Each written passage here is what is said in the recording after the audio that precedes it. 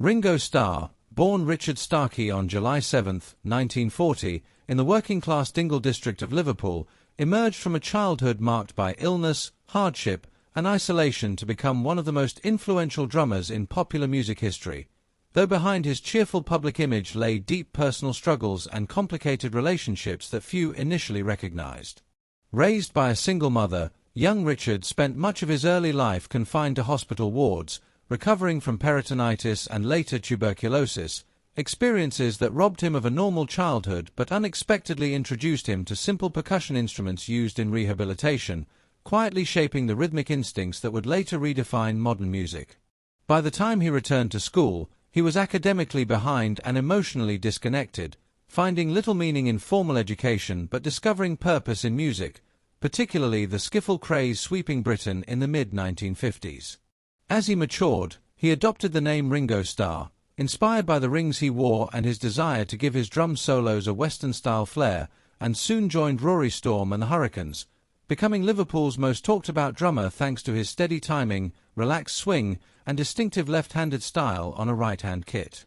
During the band's residency in Hamburg, Germany, Ringo crossed paths with a rising group called the Beatles, forming a professional bond that would alter the course of his life. In 1962, when the Beatles replaced original drummer Pete Best, they turned to Ringo, whose arrival completed the band's chemistry, grounding the volatile mix of John Lennon, Paul McCartney, and George Harrison with rock-solid timekeeping, inventive fills, and an unshakable professionalism that made him the heartbeat of the group.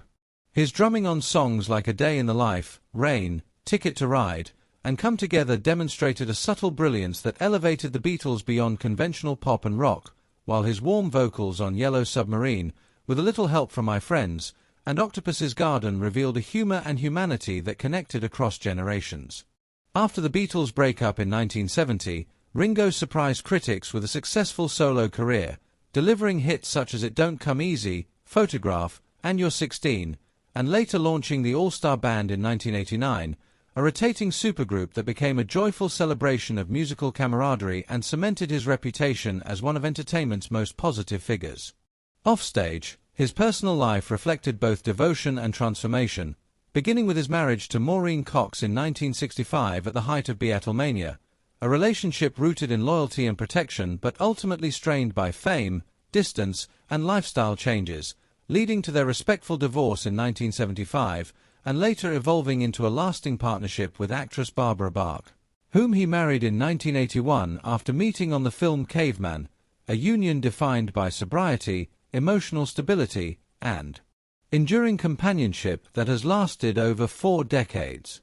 Yet perhaps the most revealing chapter of Ringo's story lies in his long complicated relationship with Paul McCartney, a bond that at times turned deeply antagonistic despite the public image of unity. Ringo openly admitted that there were moments when he truly hated Paul more than anyone else, confessing that McCartney's perfectionism, control over arrangements, and relentless drive often made him feel sidelined and undervalued, especially during the tense late 1960s sessions surrounding the White Album, when Ringo famously walked out, drained by the passive-aggressive atmosphere and constant pressure.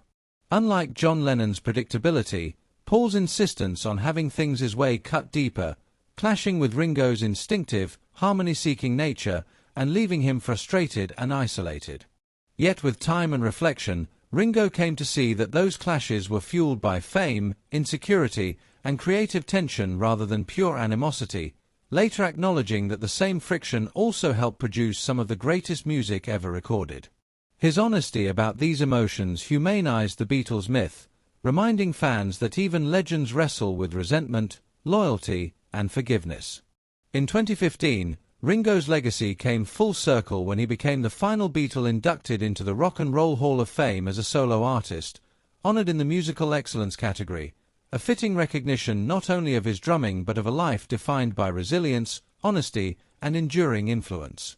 As Ringo himself ultimately reflected, he loved them all, but there were times he truly couldn't stand Paul more than anyone else, a candid truth that remains an essential part of the Beatles' enduring story.